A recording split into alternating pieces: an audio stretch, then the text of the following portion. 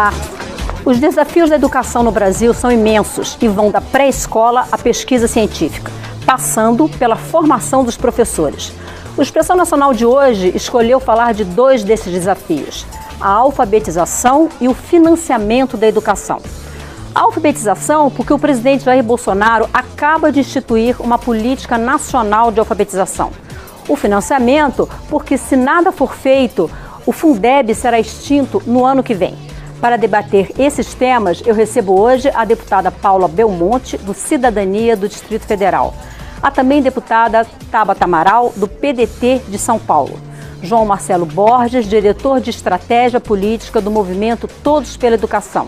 E Nair Cristina da Silva Tuboiti, pesquisadora e especialista em alfabetização. Você, que é estudante, professor ou tem um filho na escola, está convidado para o nosso debate. Participe pelo Twitter, o Facebook ou pelo WhatsApp 61 99620 2573. E tem ainda o bate-papo aberto em youtube.com/Câmara dos Deputados Oficial.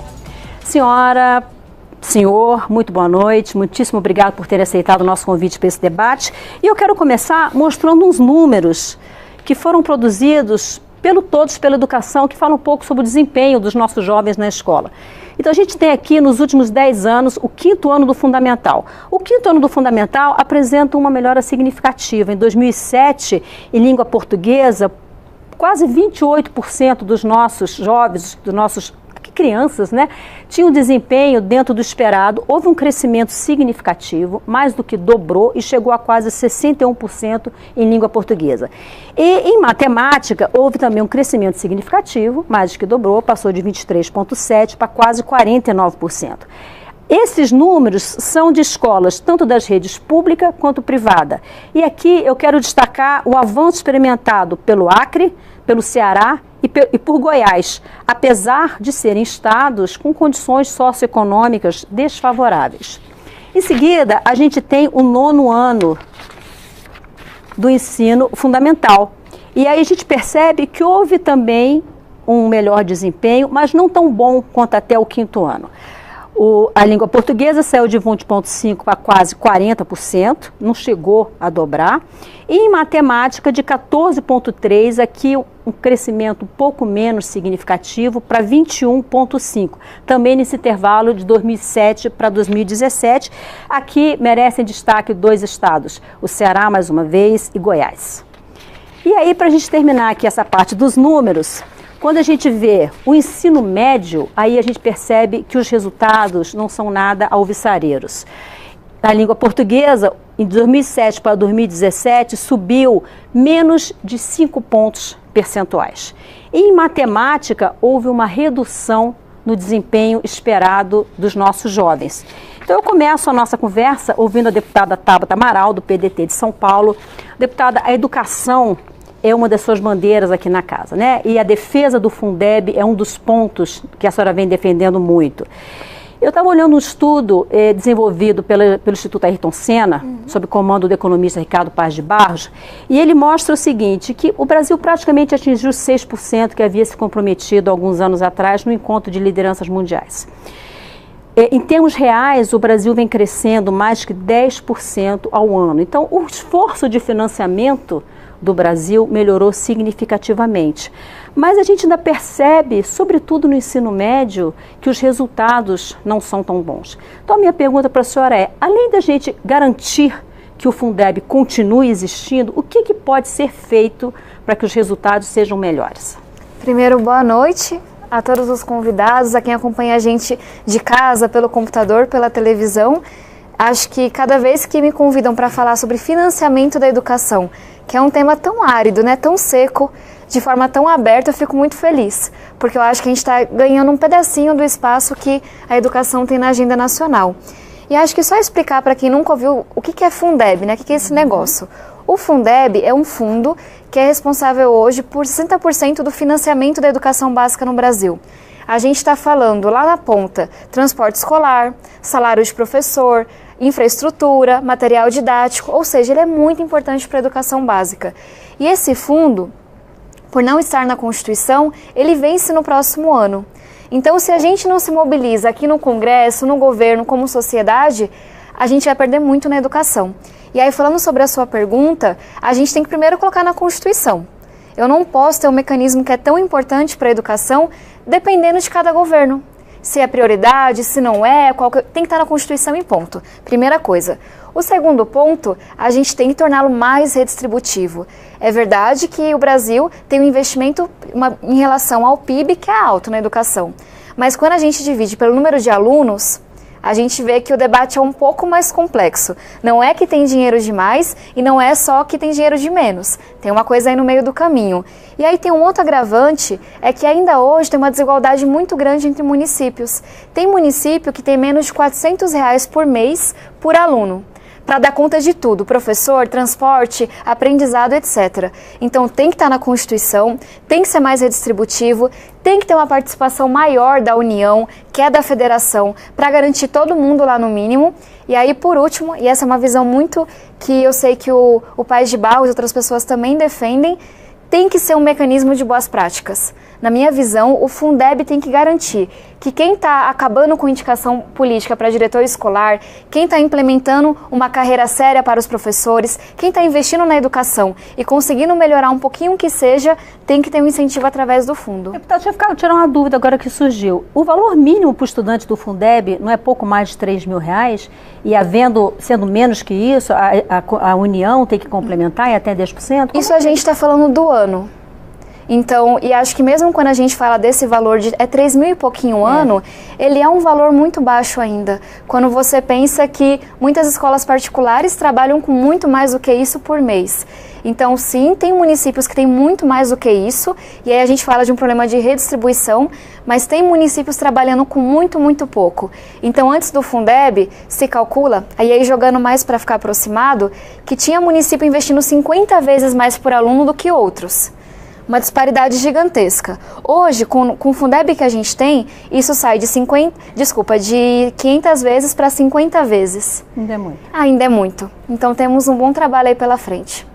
João Marcelo Borges, do Todos pela Educação, me valendo ainda do estudo do Paes de Barros no Instituto Ayrton Senna, ele chama atenção, por exemplo, para o fato de que Chile, Malásia e China, um ano a mais de escolaridade gera em torno de $3.000 na renda anual do país.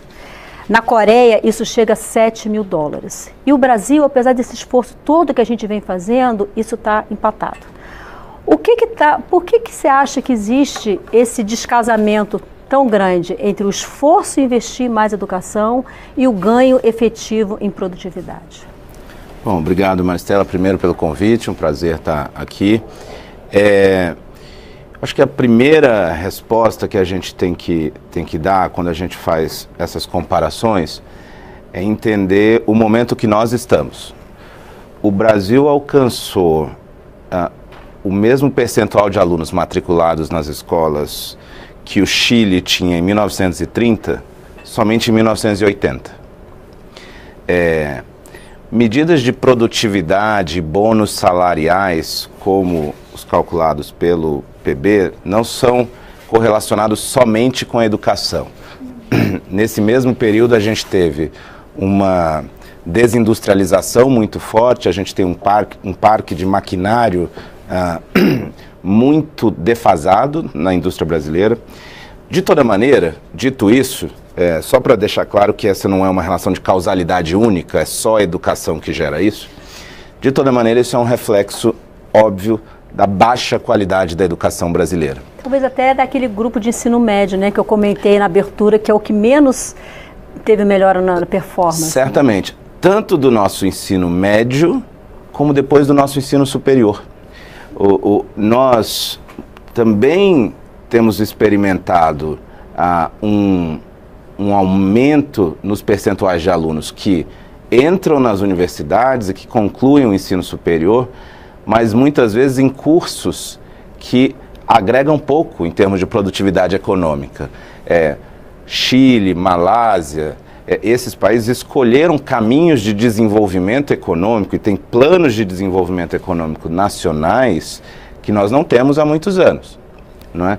Então, de fato, não é apenas um resultado derivado da educação, mas é sim um reflexo da baixa qualidade da nossa educação, sobretudo quando a gente entra aí nessa fase do que a gente chama transição escola-trabalho, seja ela logo depois do ensino médio, ou do ensino técnico profissional, seja ela depois do ensino superior. Professora Nair Cristina Tuboiti, já que a sua especialidade, né, é a questão da alfabetização, né, eu queria ouvi-la não só como especialista teórica, mas como prática, porque é professora da Secretaria de Educação também no Distrito Federal, né? A alfabetização no Brasil, entre 2014 e 2016, ela praticamente estagnou, segundo as pesquisas mostram.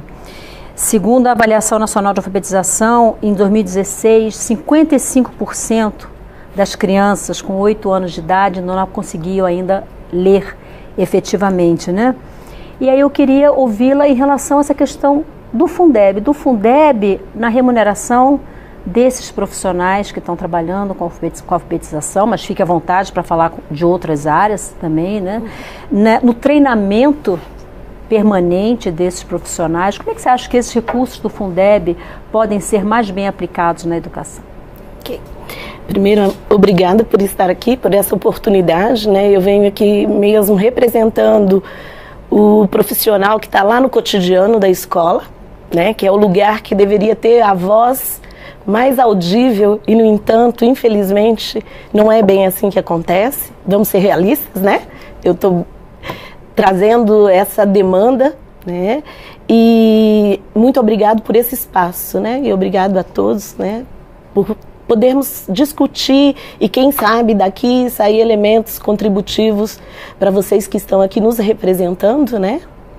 E dizer o seguinte, o meu foco é a alfabetização, né? Eu estou na secretaria há 29 anos e da sala de aula, a coordenação e propriamente a minha pesquisa é voltada para a alfabetização. E toda essa minha paixão tem um vínculo com uma comunidade científica que vem fazendo um trabalho de renome, no entanto, não consegue avançar por conta de inúmeras questões políticas, sociais, né? Eu trabalho com uma comunidade científica que se chama GEMPA, Grupo de Estudos sobre Educação, Metodologia de Pesquisa e Ação. E nós trabalhamos voltados para a alfabetização. E nós comprovamos com o nosso trabalho, que já foi vinculado ao MEC, com inúmeros programas, inclusive nessa casa, em 2000 nós realizamos um projeto de alfabetização de adultos, 127 adultos terceirizados que nós alfabetizamos aqui, com a então deputada Esther Grossi. Né? Então, todo esse nosso trabalho, essa história de 49 anos, ela vem mostrando que é possível alfabetizar a todos, porque todos podem aprender, todos têm potencial. Mas para isso é necessário investirmos realmente na educação lá no chão da escola. É necessário investir nessa formação do professor com qualidade. Nós crescemos? Sim. Os investimentos na área da alfabetização cresceu? Sim. O índice de crianças na escola aumentou? Uau! Mas e a qualidade? Onde é que está? Nós temos uma proposta de 3 anos até os 8. Aí no DF a gente já fez um ajuste até os 7. Mas se nossos filhos se alfabetizam aos 6 anos de idade, por que a classe popular não pode? O que ela tem de diferencial que ela não pode ser alfabetizada? E essa é a nossa luta. Hoje eu estou numa escola em Taguatinga e nós estamos trabalhando nessa perspectiva de um projeto que alfabetize lá na escola as nossas crianças aos 6 anos. São crianças que vêm de acampamentos. Nós estamos no centro do Brasil, né? E o centro do Brasil tem pobreza e muita pobreza. Tem muita carência. E crianças que usam o transporte escolar, mas transporte escolar com uma série de problemas. Horrível. Tá lá. Tem o dinheiro, tem o transporte, mas muitas crianças não chegam, não vêm. Por quê? O que está acontecendo nesse transporte que a gente não consegue trazer todas as crianças todos os dias? Porque outra questão, a criança que falta não aprende. É preciso estar na sala de aula. E os nossos pais são trabalhadores. Sim. Muitos deles analfabetos. A gente tem aí índices que ainda são assustadores, né? Nós estamos no século XXI e a gente ainda tem um alto índice de analfabetos no país. E temos no país uma equipe que trabalha muito bem para a gente avançar nesses índices, mas a gente insiste em alfabetizar até os 8 anos de idade. E mesmo indo até os 8 anos de idade, a gente ainda tem o quê? Em torno de 50%, porque alfabetizar não é só ler, é ler e escrever, é agregado, e a pesquisa separa. A pesquisa mostra um índice para leitura e um índice para escrita. E, na verdade, quem se alfabetiza? Aquele que lê e aquele que escreve. E como se alfabetiza? É a grande questão. É a didática. A gente não tem um investimento na didática. A gente tem um investimento teórico. Mas do ponto de vista didático, deixa muito a desejar. Nós vamos falar um pouquinho mais à frente sobre o decreto que foi assinado pelo presidente. E aí eu vou querer ouvi-la em relação a essa questão de métodos e coisa parecida. Para quem não é de Brasília e não sabe, não conhece Taguatinga, Taguatinga é uma cidade satélite, vizinha a Brasília, como a gente chama aqui. É como se fosse um pequeno município, um distrito vizinho aqui a Brasília. Deputada Paula Belmonte, cidadania do DF. Deputada, a professora trouxe para a gente aqui um ponto que eu gostaria de tratar no nosso programa. Ela falou de exemplos de coisas que são bem-sucedidas. Eu comentei na abertura do programa alguns estados que, apesar de serem estados pobres, Acre, Ceará e tal, têm apresentado resultados positivos, vem crescendo significativamente.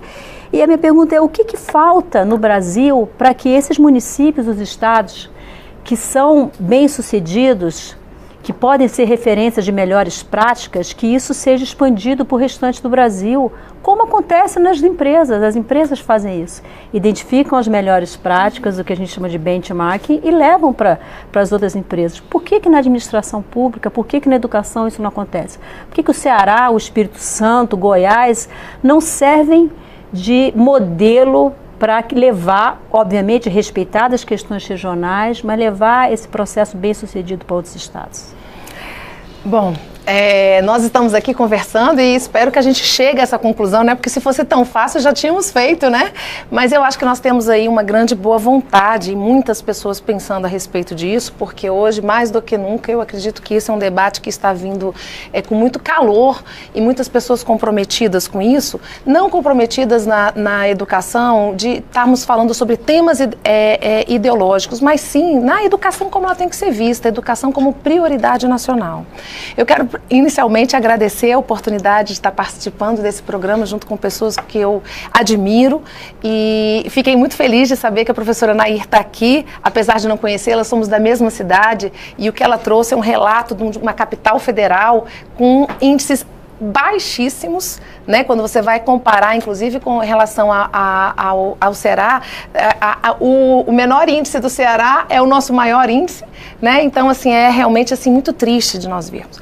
Eu vejo que a educação, primeiro, como ela tem que ser vista como uma prioridade nacional, mas a educação a gente não pode olhar como se assim, esse daqui é um copo em branco. A gente tem que entender o que está em volta da educação. Quando uma criança ela vai ser alfabetizada, a professora acabou de falar aqui, uma criança que falta, ela não aprende, mas por que ela faltou? Né? Eu sempre gosto de trazer uma questão que muitas pessoas não falam a respeito da alimentação. Como é que nós estamos recebendo esse aluno dentro da nossa escola? Né? As pessoas estão passando fome. Né? Então, assim, tem muitas pessoas passando fome aqui. Então, a gente tem que trazer a educação olhando de uma forma mais ampla. O que significa isso? Quem é aquele professor que está lá na ponta? Como é que chega? Por que recurso? Eu acredito que realmente tem. Agora, precisa de uma boa distribuição, como disse a deputada Tabata aqui, e principalmente de uma boa gestão. Porque nós estamos falando de um país continental. Né? Então, hoje mesmo eu estava com uma diretora de escola que nós temos um plano de educação que foi mostrado pelo governo, excelente, muito bonito, falando de trazer de tecnologia, de trazer tablet, de trazer essa oportunidade para as crianças terem todo esse conhecimento, mas aí quando a gente olha lá na ponta, a escola está faltando papel, a escola não tem um banheiro, a escola não tem a quantidade de merenda adequada. Não tem segurança. Não tem segurança. Então eu vejo que quando a gente fala de educação, nós temos que falar de tudo que em volta dessa educação, inclusive a família.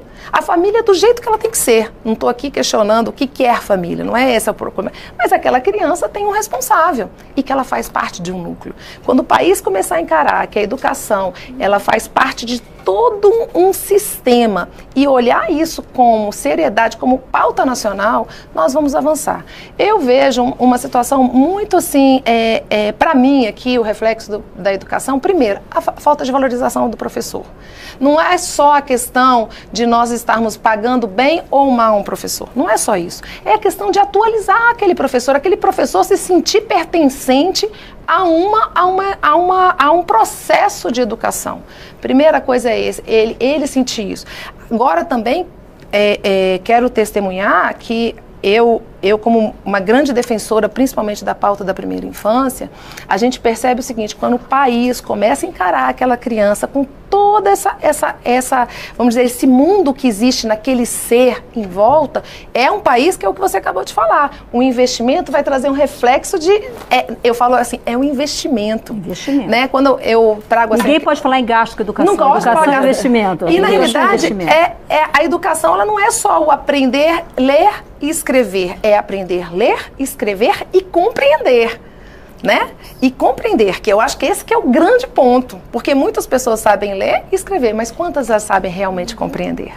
Então, eu acho que é isso que nós temos que estar buscando, primeiro, é o contexto que envolve a educação, a escola ter uma participação daquela comunidade. Então, assim, muitas das vezes nós vemos aí o reflexo quando fala do transporte escolar. Aqui no Distrito Federal, apesar de ser uma cidade pequena, tem crianças que saem 11h30 da manhã, sem almoço, ou às vezes com um almoço muito precário dentro da casa, pega um ônibus, fica uma hora e pouco dentro do ônibus, chega na escola 2h da tarde, ela vai lanchar às 3h. Aí eu quero saber, essa criança vai aprender com a mesma qualidade daquela criança que chega e anda?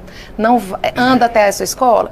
Então, na realidade, o tema educação, ele não só pode vir só com a pauta, olha, nós temos tanto e vamos investir na coisa. Temos que investir em todo o sistema. Como que é o sistema? Será que esse sistema é o mais adequado? Escolas com mais de 1.000 alunos?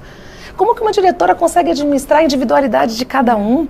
Então, são temas que eu acho que, assim, que é importante quando a gente traz a qualidade da educação do Brasil, a gente tem que trazer principalmente esse tema do quê? O que a gente entende como educação? É aprender a ler e escrever, ou aprender a ler e escrever e compreender e entender os sistemas que nós vivemos?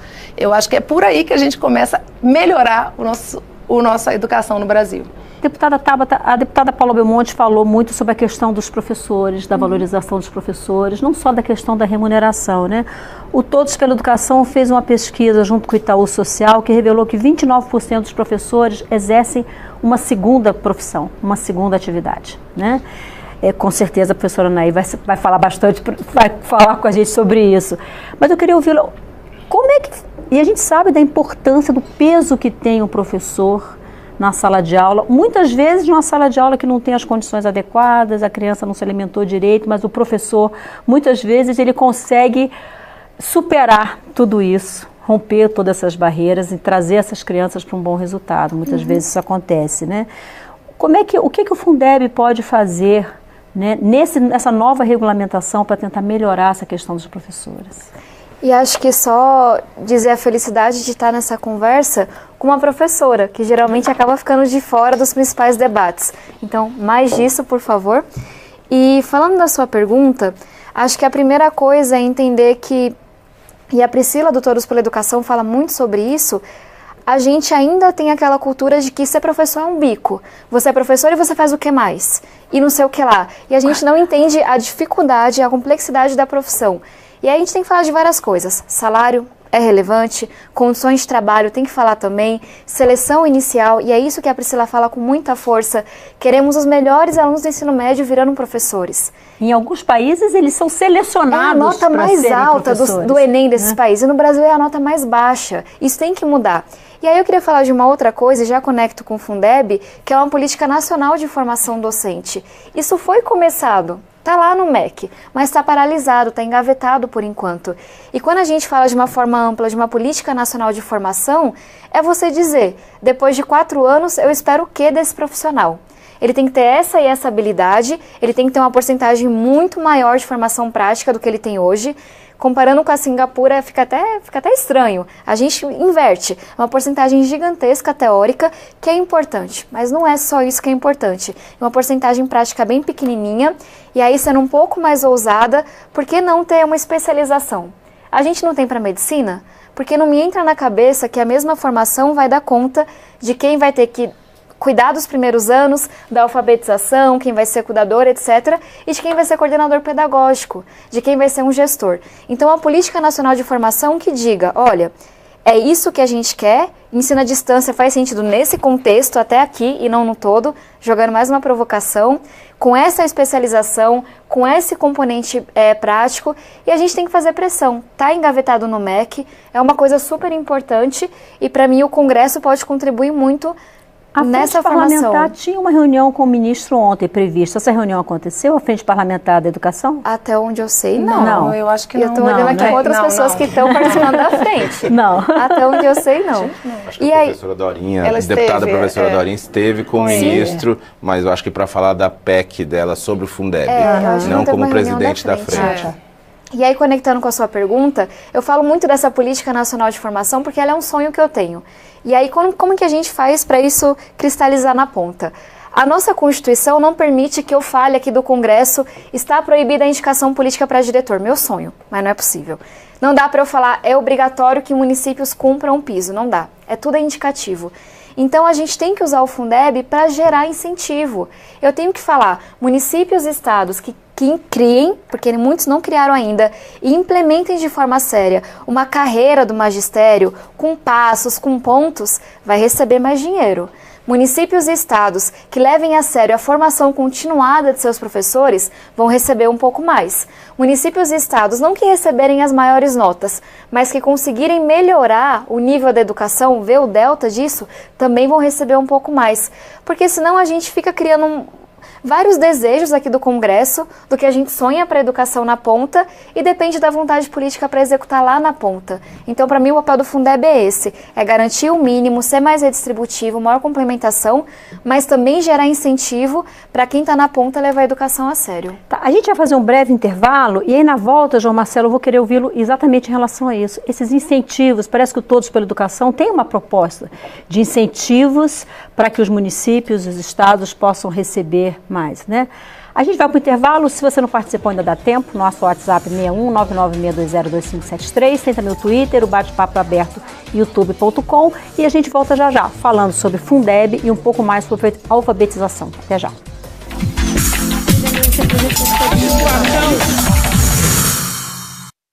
Eu fiquei tão feliz que eu saí correndo para a sala dos professores, porque eu fui conversar com uma moça lá e eu comecei a chorar. A minha ideia percorreu por uma história bem comum, que certamente acontece com muitas pessoas quando vão às compras. Numa ida ao supermercado com minha mãe, fui abordada por uma senhora idosa que pediu a minha ajuda para ver a data de validade de um produto. Não estava visível e as letras e números muito pequenos. Acredito que será de enorme contribuição à população a aprovação dessa lei, que visa a padronização na data de validade dos produtos. Bianca França foi uma das vencedoras do Câmara Mirim. Se você é estudante do 5º ao 9º ano do ensino fundamental e tem uma ideia para melhorar o Brasil, inscreva-se. Os 3 vencedores vêm a Brasília com tudo pago para debater e votar seus projetos nas comissões e no plenário da Câmara, nos dias 24 e 25 de outubro. Aqueles que forem pela aprovação da redação final permaneçam sentados como estão agora. Aprovada. E então, quer viver uma experiência de ser um deputado ou uma deputada? Acesse www.plenarinho.leg.br. As inscrições podem ser feitas até o dia 30 de junho. A turma do Plenarinho. Câmara Mirim, uma realização Plenarinho, Câmara dos Deputados. Reforma da Previdência. O que muda na sua aposentadoria? Idade, contribuição, benefício. O passo a passo da reforma da Previdência. Os debates, as mudanças e os acordos nas comissões e em plenário. Isso tudo você acompanha aqui na TV Câmara. Juventude é transformação. Que tal sugerir coisas novas para o país? O Parlamento Jovem Brasileiro é uma oportunidade para você transformar uma ideia em lei e dar voz às suas reivindicações. Inscreva seu projeto até 31 de maio e seja um deputado jovem. A mudança começa com você. Parlamento Jovem Brasileiro. Aqui você representa muito.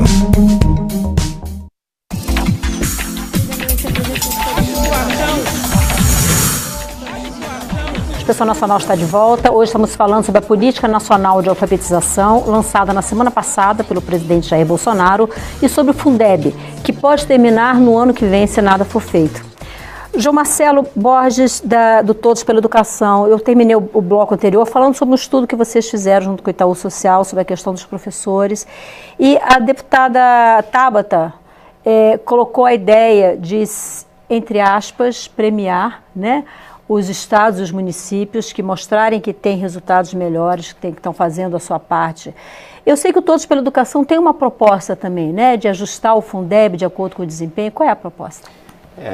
Então, na verdade, nós temos uma proposta pública, nós temos várias propostas que foram construídas ao longo do ano passado, com mais de 80 especialistas, gestores públicos, professores, acadêmicos, mas também ouvindo professores, alunos em amostras representativas do país.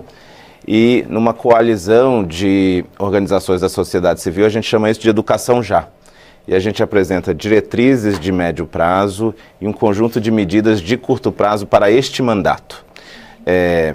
Uma delas é sobre o sistema de financiamento da educação básica. E aí, se me permite voltar a um comentário do bloco anterior, é verdade que o nosso esforço fiscal é de 6% do PIB, mas o nosso gasto em educação básica é menos da metade do gasto da média da OCDE, dos países, digamos, do conjunto dos países mais ricos.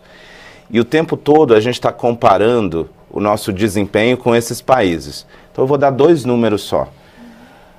Nossos alunos ficam em média 4 horas e meia dentro de sala de aula, enquanto nos países da OCDE os alunos ficam cerca de 7 horas. E nós gastamos cerca da metade. Como o nosso desempenho não é menos que a metade, em termos de eficiência, se eu fosse fazer um cálculo muito econômico aqui, a gente não está muito distante da eficiência, não. A gente tem problemas de eficiência, a gente tem problemas de volume de recursos para a educação básica, mas tem problemas de gestão desses recursos também. Dito isso, em relação ao Fundeb, aí, pedindo vênia para discordar aqui da deputada Tabata, nós achamos que, e tivemos essa discussão no âmbito de um grupo de trabalho com vários especialistas, nós achamos que o Fundeb deve ser preservado como uma linha para insumos básicos da educação. Por quê? Porque se a gente acrescenta a ele, no modelo atual, que precisa ser revisado na forma de PEC, e portanto com todas as dificuldades de tramitação, se a gente acrescenta outros mecanismos, você pode ter alunos sendo prejudicados por um mau gestor, se eu não garanto o mínimo necessário para aquela aula ocorrer. Mas a gente tem uma proposta que torna muito mais equitativa a distribuição dos recursos do Fundeb. Se não houvesse nenhum aumento de gastos, pela nossa proposta que a gente apresentou semana passada na marcha dos prefeitos e também numa reunião no Ministério da Economia, o valor ano-aluno total mais baixo do Brasil subiria de R$ 2.900 para R$ 3.800, sem acrescentar um centavo, só distribuindo melhor o recurso que existe. Mas a gente tem uma outra proposta, e aí é onde concordamos com a deputada Tabata, eu acho que há grande concordância no Brasil já hoje sobre isso, porque inclusive é um dos elementos de sucesso do modelo cearense, que você tem outras formas de transferências de recursos às quais você pode associar elementos de indução à qualidade, incentivos para bons resultados e tal. Um exemplo claro, que eu espero que possa graçar aqui no Congresso Nacional, haja uma discussão inicial, e o Todos pela Educação tem participado dela, é a redistribuição de uma parte do ICMS nos estados, que é de livre decisão dos estados. É isso que o Ceará fez. O Ceará disse, eu vou atrelar uma parte do que é livre para eu escolher. Há resultados educacionais. Mas o Ceará foi tão inovador, Maristela, desculpa estar me alongando, mas é porque é um modelo que eu acho que vale ser espalhado para o Brasil todo. Que é a sua pergunta, por que a gente não está conseguindo fazer isso, né? Mas eu acho que a gente vai começar a fazer isso. Aí eu citaria Fundação Lehman e Instituto Natura, estudaram muito, junto com o movimento Colabora Educação, estudaram muito o modelo do Ceará e outros modelos do que a gente chama de regime de colaboração em educação, como a Constituição chama, e vão começar a apoiar vários estados esse ano para replicar esse modelo em outros estados, como você disse, adaptando às condições locais. Mas só voltando, o Ceará, para além de premiar os municípios, né, o estado do Ceará na distribuição dos recursos do ICMS, aqueles que alcançam melhores resultados, fez outra coisa muito inovadora, que aposto que a professora vê isso o tempo todo dentro das salas de aula, que é dentro das escolas. O Ceará fez o seguinte: as escolas que têm melhor resultado e os municípios que têm melhor resultado apoiam seus vizinhos que têm mais dificuldade, porque todo mundo pode aprender. Todo mundo pode se desenvolver. Não é o sentido de penalizar quem vai mal, de como eu te puxo para cima, em vez de como eu te empurro para baixo. Professora, quero ouvi-la em relação a essa ideia dessa proposta de quem sabe mais ajuda quem está com melhores resultados, ajuda quem está com resultados não tão bons. Como nós sabemos, nós somos seres marcados pela capacidade de aprender.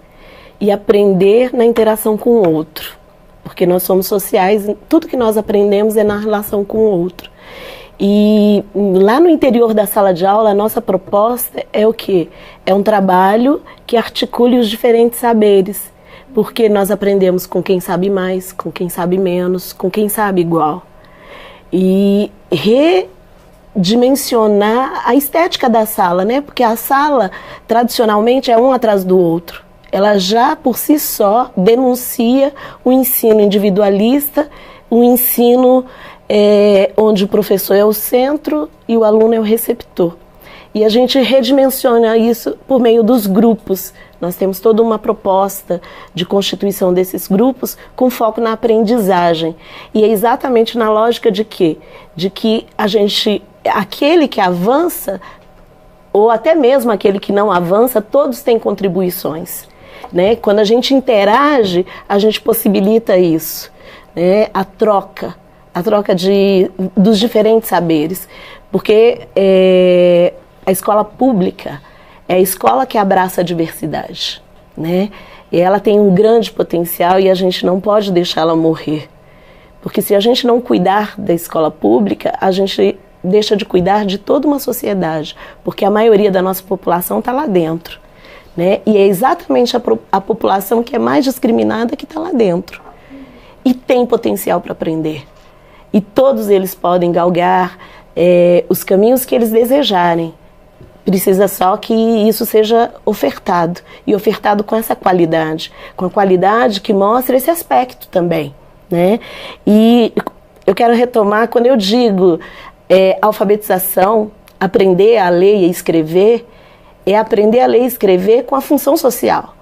Porque não adianta aprender a ler uma palavra, aprender a escrever o nome. Você tem que ler e escrever textos e fazer leitura desses textos. Porque estar alfabetizado é estar inserido social e culturalmente. Como eu trabalhei com alfabetização de adultos, é doloroso o sentimento. Eles têm estratégias de sobrevivência, mas é doloroso quando você escuta que eles se sentem o quê? À margem. Sim. Eles sobrevivem, trabalham, eles criam estratégias. Eles conseguem galgar e educar seus filhos e conseguir com que eles alcancem patamares, com certeza. Mas é sofrido e eles ficam à margem da sociedade. E ensinar a todos é incluir.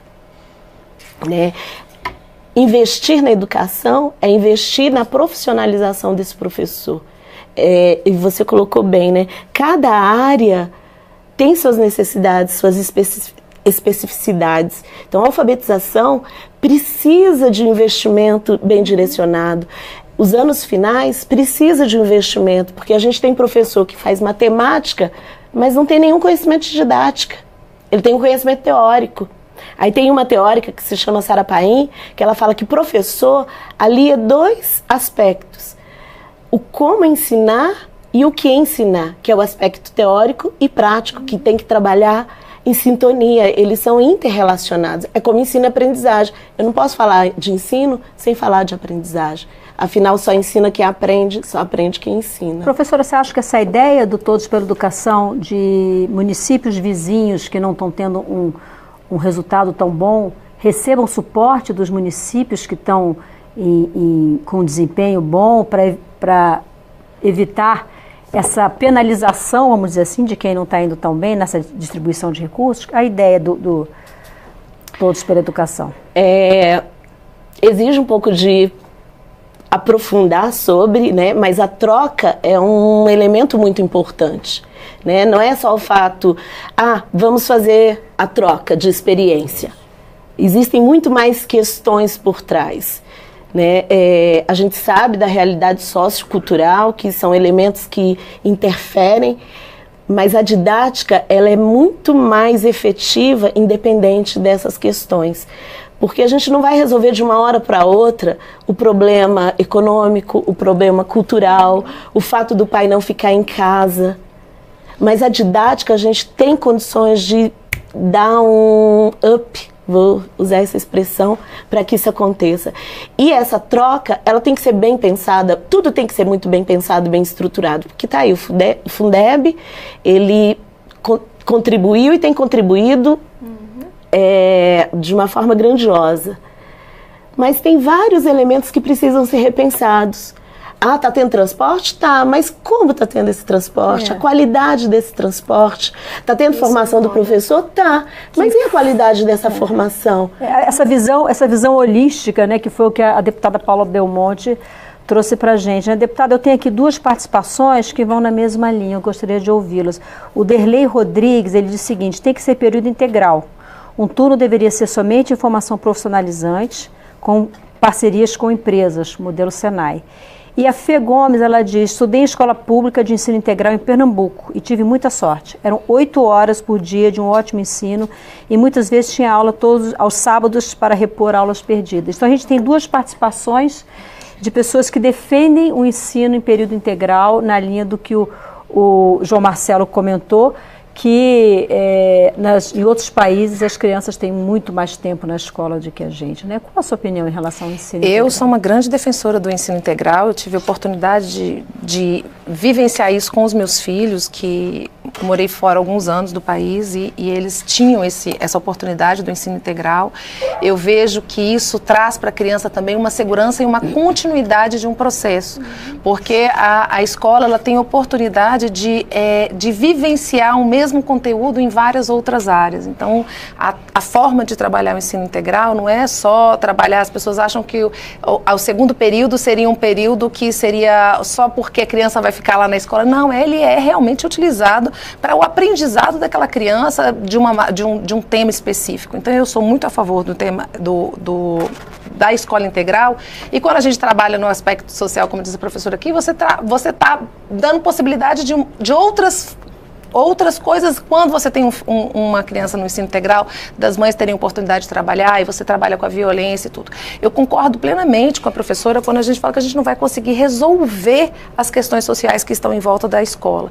Mas quando o aluno chega dentro da escola e tem um ambiente totalmente seguro, que ele possa receber e sentir segurança naquele ambiente, e que aquele aluno, ele é olhado com a sua personalidade, isso é fundamental. Porque não adianta nós falarmos, não vamos resolver, mas nós temos que saber, eu vi essa matéria esses dias, que uma escola, o que ela está fazendo? Ela está fazendo todo o lanche que sobra da escola, ela congela.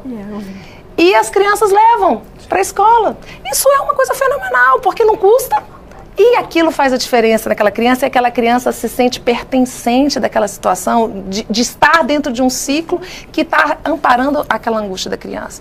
Então, eu vejo que essa é a função da escola, a escola ser considerada para o nosso aluno um ambiente seguro. Esse é o papel. Aí nós estamos falando ali na ponta. A escola muitas das vezes não tem um banheiro que funciona, nós não temos uma segurança que funciona, um transporte, como foi falado muito bem aqui, não funciona. Como que ele se sente pertencente dessa situação? Deputada, os dados mostram também que estudantes brancos e pretos têm realidades, têm resultados muito diferentes. Estudantes da zona rural e da zona urbana também têm resultados muito diferentes, né? Então, talvez seja mais uma preocupação a ser levada em consideração nessas questões, nesse peso do Fundeb, é pensar em alguma coisa, como o que se pode ser feito para diminuir essas desigualdades. Eu vejo uma coisa assim, que eu sempre toco nesse assunto, assim, que eu acho que é muito importante nós estarmos sempre incentivando nossos alunos a terem uma autoestima boa. Muitas comunidades, eu vi isso, presenciei isso, nós somos pobres. Não, por que a gente é pobre? Nós temos mão, nós temos olhar, nós temos capacidade, como disse a professora muito bem falado aqui, de aprendizado. Então eu acho que isso é algo que nós temos que sempre estar valorizando na nossa escola, independente da classe social que ele vive, a gente trazer essa questão do autoestima das nossas crianças. E isso é algo que por isso que eu digo assim, eu sou a favor de uma escola de qualidade e perto da comunidade, para que ela viva aquela comunidade e que a gente entenda que, por exemplo, aqui em Brasília, eu fiquei muito chocada quando eu soube. Não sei se você sabe o que é pé de Todd. Você sabe o que é pé de Todd? Eu vou falar o que é pé de Todd. Eu fiquei muito... no dia que eu fiquei muito impactada com isso. Pé de Todd é o quê? Aquela criança que muitas das vezes não tem, e nós temos aqui em Brasília, eu vi que o próximo programa vai ser sobre saneamento básico, nós não temos muitos lugares com saneamento básico e não temos asfalto. As crianças caminham muito no chão vermelho, quem não conhece Brasília, o nosso bairro é vermelho. Aí aquelas crianças chegam na escola com os pezinhos sujos e são conhecidas como pé de Todd. A cor do Todd, do pé. É muito triste isso. Muito. E como que a gente não consegue... A gente tem que olhar aquela criança naquela situação e o professor ter a sensibilidade de não permitir que isso aconteça, por isso que a gente tem que trabalhar com a autoestima. Então, assim, eu sou uma grande defensora de uma escola realmente que ela consiga ter a oportunidade de ver o indivíduo como indivíduo e tratar aquele indivíduo, que aquela escola seja um ambiente seguro, porque a escola, na realidade, na nossa situação, principalmente na nossa situação econômica hoje, é o porto seguro de muitas crianças. É o porto seguro de nossas crianças. Então nós temos que trazer todo esse coração, eu vejo assim, um coração de mãe, um coração quente, para que aquela criança se sinta acolhida, com segurança e desenvolver todo o seu intelecto. Professora, eu queria ouvi-la em relação a um ponto que a gente falou pouco ainda no nosso programa, que é o decreto que foi assinado na semana passada pelo presidente Jair Bolsonaro, que institui a Política Nacional de Alfabetização. Só para a gente trazer mais um dado do diagnóstico feito pelo Instituto Ayrton Senna, o Brasil tem atualmente 9% de adultos analfabetos. Será que trabalhou com a alfabetização de adultos também? Esse percentual é o triplo do que os Estados Unidos tinham em 1950. A senhora acha que a política que foi instituída pelo decreto assinado na semana passada tem condições, as diretrizes que lá estão apontadas, de resolver um problema desse tipo? A questão lá também fala em alfabetização preferencialmente no primeiro ano, mas podendo ir até o terceiro ano. Qual é a sua avaliação sobre o decreto? Bom, eu não me aprofundei, mas de um âmbito geral a gente sabe como é que está a situação e o que a gente precisa. E eu sempre falo dessa didática, né? Volta um pouquinho até no que você falou. A escola é um espaço de aprendizagem e quando a gente garante que todos aprendam, a gente vai mexer diretamente com essa autoestima desse aluno.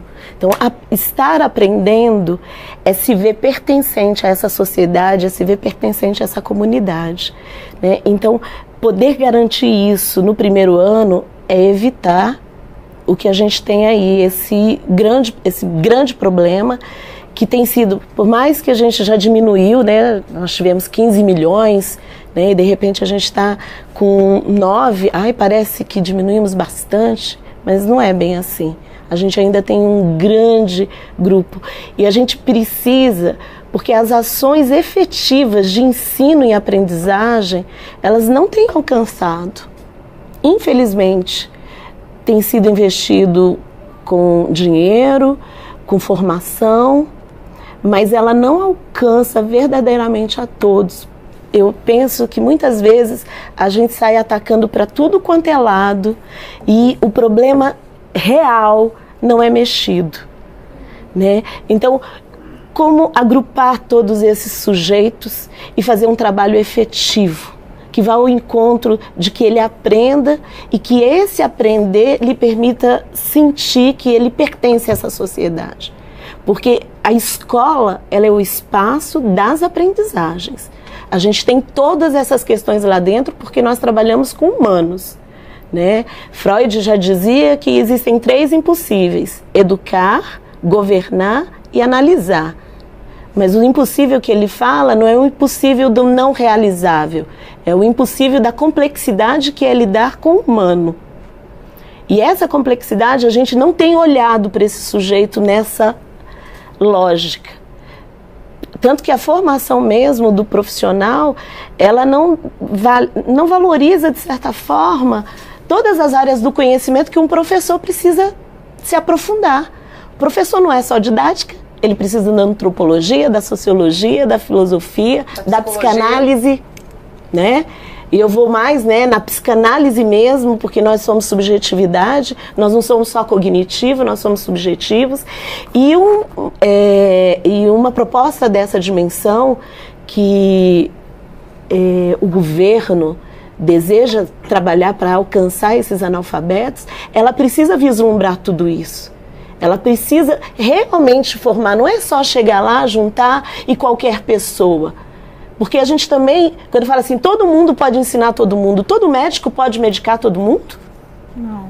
Todo professor eu preciso de um profissional para cuidar do meu corpo, qualquer pessoa pode cuidar?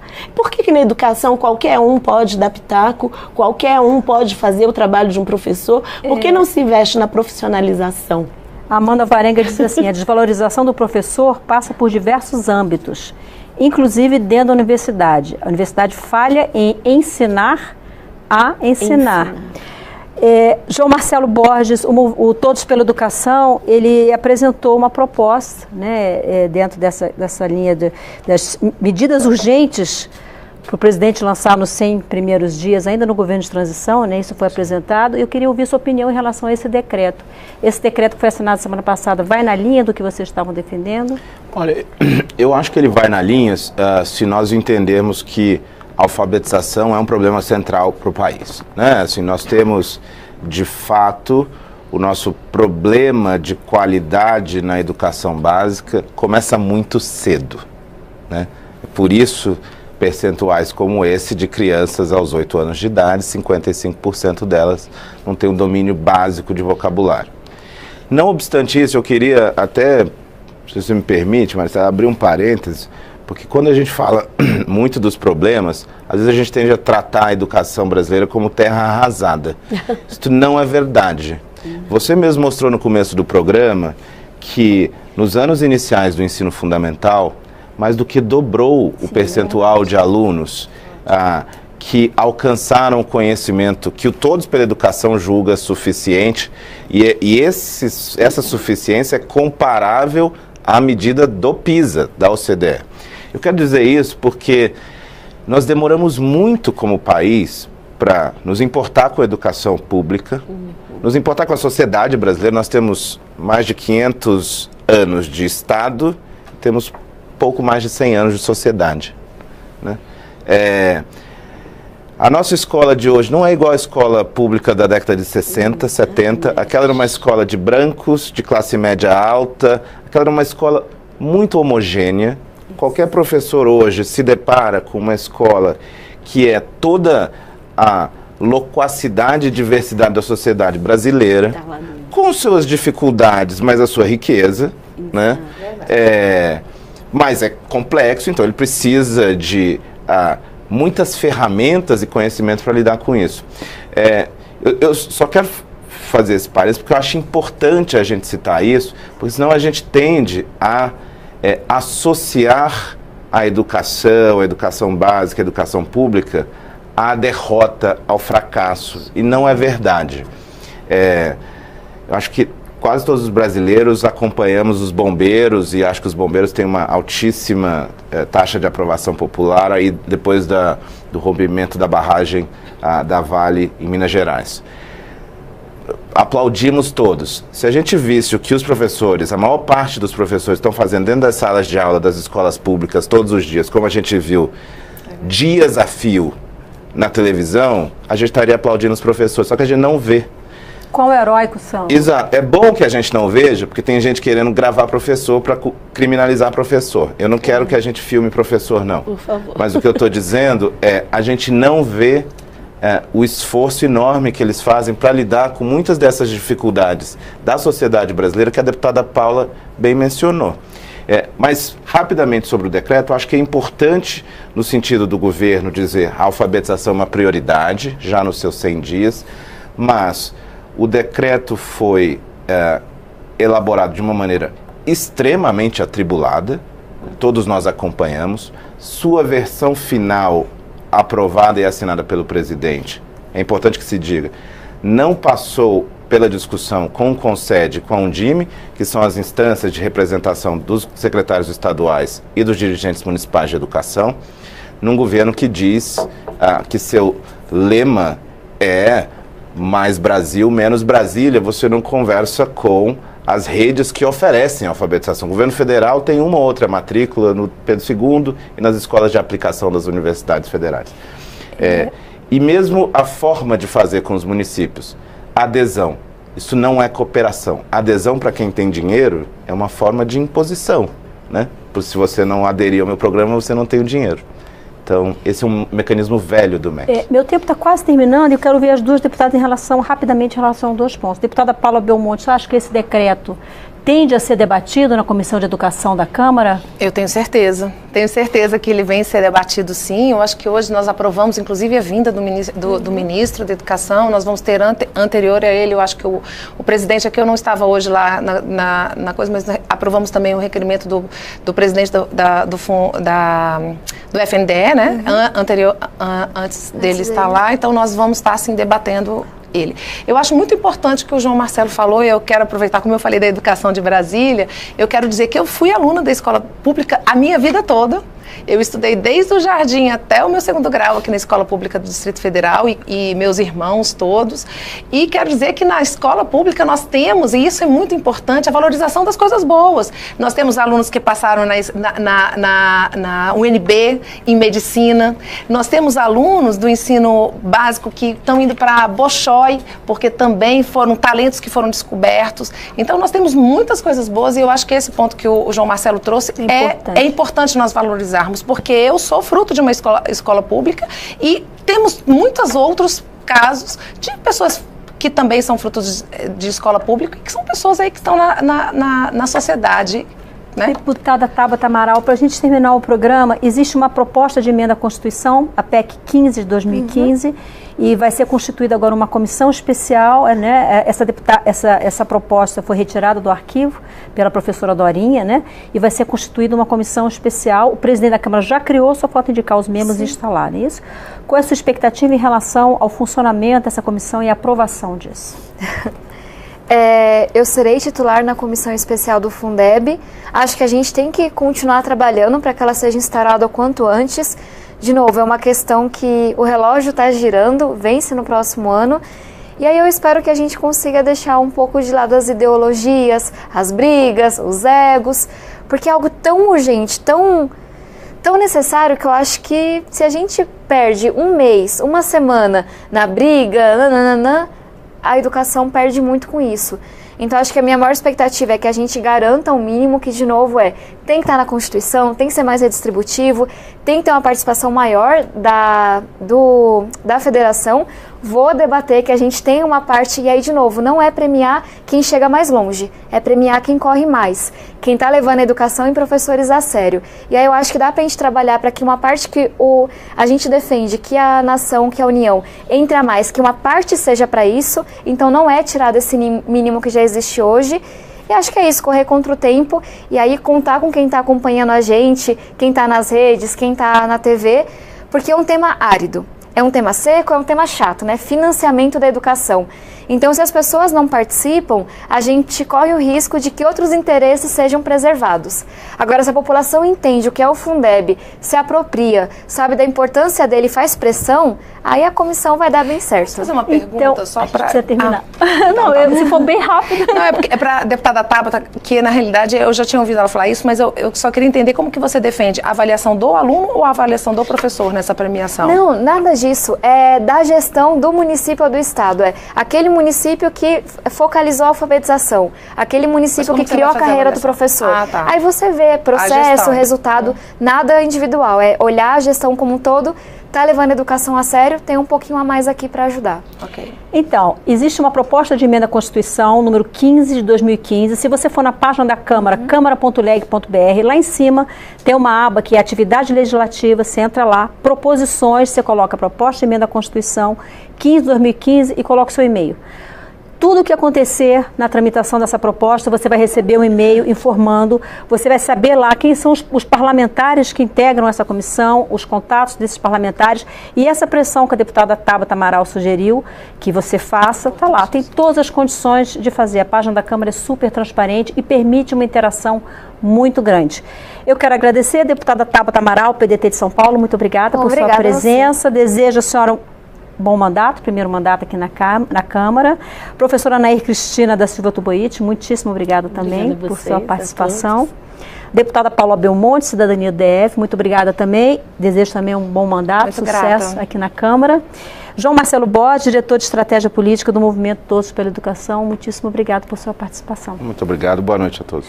Você de casa que nos acompanhou, que participou do nosso debate, muitíssimo obrigado pela audiência. Na próxima semana nós vamos falar de saneamento. Está em debate no Congresso uma medida provisória que facilita a privatização das empresas do setor. Eu sou Maristela Santana e a gente volta na próxima terça, às 9 da noite, ao vivo, aqui na TV Câmara. Até lá.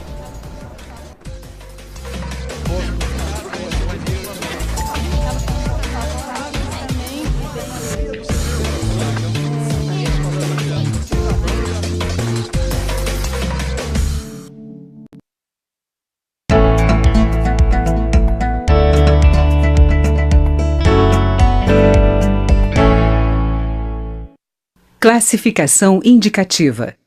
Livre para todos os públicos.